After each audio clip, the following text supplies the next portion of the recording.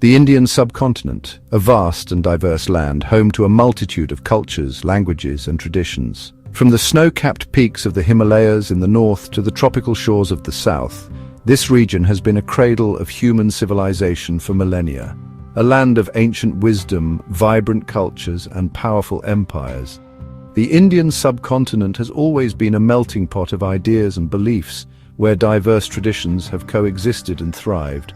The majestic temples, the colorful festivals, and the grand empires that once ruled this land are a testament to its rich and varied history. By the 7th century CE, a new force was emerging on the world stage, Islam. Originating in the harsh and arid landscapes of the Arabian Peninsula, this new faith quickly spread across vast territories, driven by a message of unity and spiritual awakening. This dynamic faith, born in the Arabian deserts, would soon leave an indelible mark on the tapestry of India. The teachings of Islam, encapsulated in the Quran and the Hadith, resonated with many, offering a new perspective on life, spirituality, and governance. Imagine the bustling ports of Western India. These were not just centers of commerce, but also hubs of cultural exchange, where ideas, goods, and people from different parts of the world converged. Arab traders, their dhows laden with spices, silk, and dates, were familiar sights. These traders were not just merchants, they were also carriers of new ideas and beliefs, including the teachings of Islam. Silk, spices, and dates were among the many goods exchanged, but the most profound exchange was that of ideas. The traders spoke of a new faith, one that preached the oneness of God and the equality of all men, challenging the existing social and religious norms. They spoke of a new faith, one that preached the oneness of God and the equality of all men. This was a revolutionary idea in a land deeply rooted in its own ancient traditions and hierarchies. This was Islam, and it would soon weave its way into the heart of India. The call to prayer, the architectural marvels, and the profound spiritual teachings began to find a place in the Indian subcontinent. The arrival of Islam in India was not a sudden event, but a gradual process. It unfolded over centuries, shaped by trade, conquest, and cultural exchange. The initial interactions were peaceful, marked by mutual respect and curiosity. It unfolded over centuries, shaped by trade, conquest, and cultural exchange. As Arab traders established themselves in Indian ports, they built mosques and communities, slowly integrating into the local fabric. This is the story of that journey, a story of encounters, transformations, and the birth of a vibrant Indo-Islamic civilization. The blending of Indian and Islamic cultures gave rise to new forms of art, architecture, and thought, and the birth of a vibrant Indo-Islamic civilization. The magnificent Indo-Islamic architecture, the rich literary traditions, and the fusion of culinary practices are just a few examples of this cultural synthesis. Let us embark on this thrilling adventure through time, exploring the rise of Islam in India. From the early days of trade and cultural exchange to the establishment of powerful Islamic empires, this journey is filled with fascinating stories and remarkable achievements.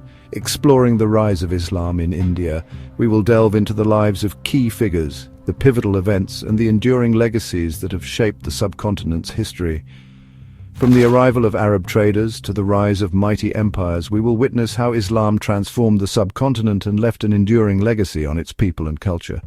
The story of Islam in India is not just a tale of conquest, but also one of coexistence, adaptation, and mutual enrichment. We will witness how Islam transformed the subcontinent and left an enduring legacy on its people and culture. Join us as we uncover the layers of history, exploring the profound impact of Islam on the Indian subcontinent, and celebrating the rich tapestry of Indo-Islamic heritage that continues to inspire and resonate to this day.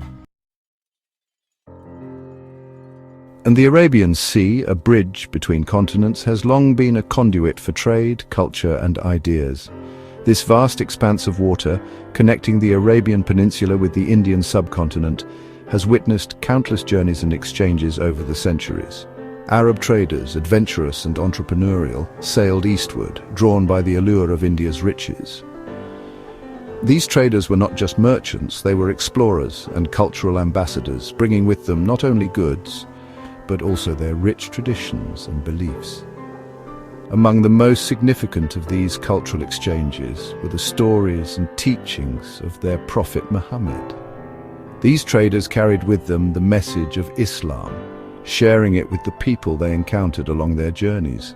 The teachings of Islam, with its emphasis on monotheism, compassion and justice, found a receptive audience in many parts of India. These early interactions were peaceful and mutually beneficial. The Arab traders were welcomed by the local communities who were eager to engage in trade and learn about new cultures. This period of peaceful coexistence laid the foundation for the spread of Islam in the region. Arab traders welcomed in Indian ports established settlements along the Malabar coast. These settlements became thriving centers of trade and cultural exchange where people from different backgrounds could interact and learn from one another. They married local women, built mosques and practiced their faith freely. These marriages and the establishment of mosques helped to integrate the Arab traders into the local communities, creating a unique blend of cultures and traditions. The first mosque in India, the Cheraman Juma Masjid, stands testament to this early period of peaceful coexistence. Built in the 7th century, this mosque is a symbol of the enduring legacy of the Arab traders and their contributions to Indian society. The message of Islam, with its emphasis on equality and justice, resonated with many, especially among those at the margins of Indian society. The teachings of Islam offered a sense of hope and empowerment to those who had been marginalized or oppressed.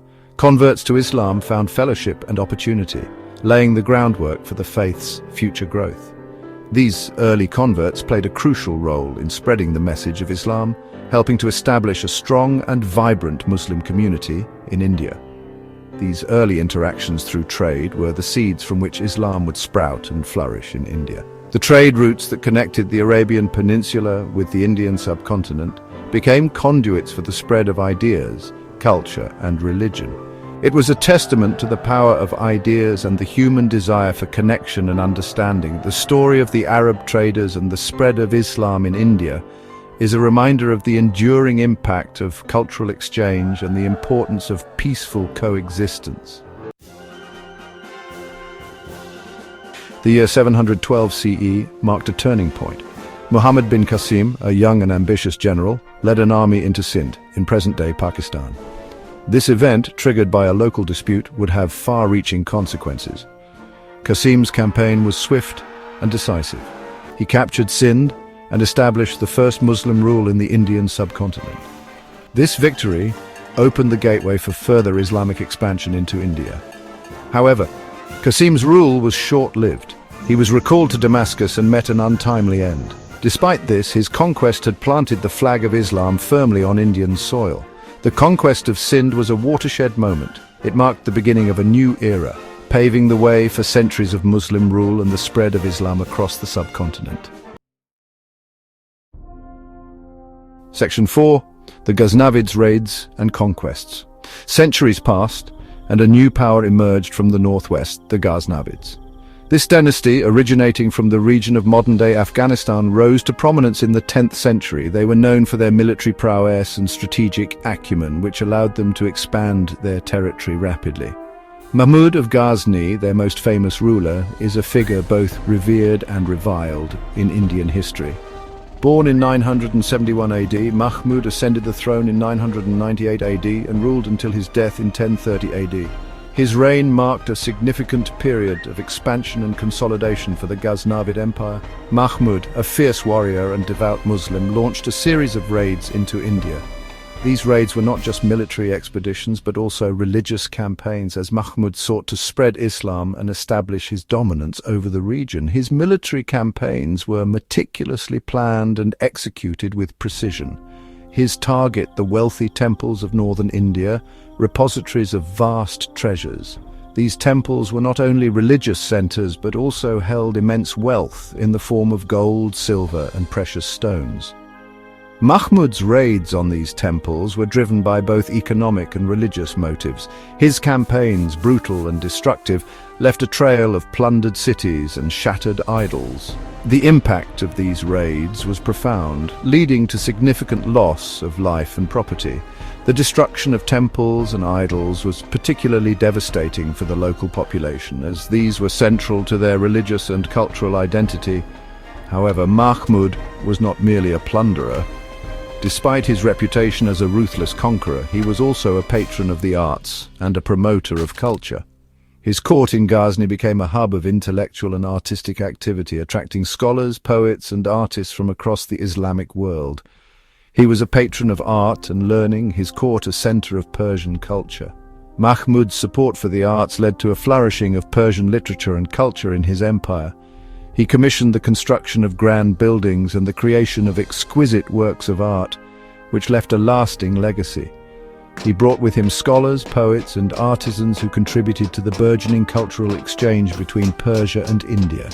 This exchange enriched both cultures, leading to a blending of artistic and intellectual traditions. The influence of Persian culture can still be seen in various aspects of Indian art, architecture, and literature. Mahmud's raids, though devastating, also opened up channels of communication and interaction. These interactions facilitated trade and the exchange of ideas, leading to a more interconnected world. The movement of people and goods along these routes helped to spread new technologies and innovations. They paved the way for greater cultural exchange and the eventual establishment of more permanent Muslim rule in India. The legacy of Mahmud's conquests is complex, as it includes both the destruction of existing structures and the creation of new cultural and political landscapes. His impact on the region is still felt today, as the foundations he laid influenced the course of Indian history for centuries to come.